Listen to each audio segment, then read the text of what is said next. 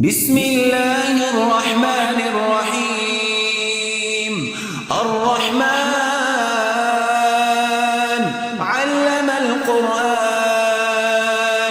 خلق الإنسان علمه البيان الشمس والقمر بحسبان والنجم والشجر يسجدان والسماء رفعها ووضع الميزان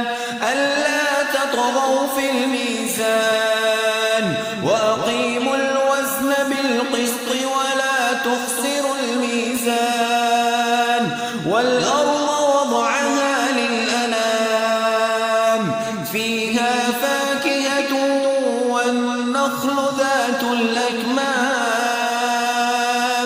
والحب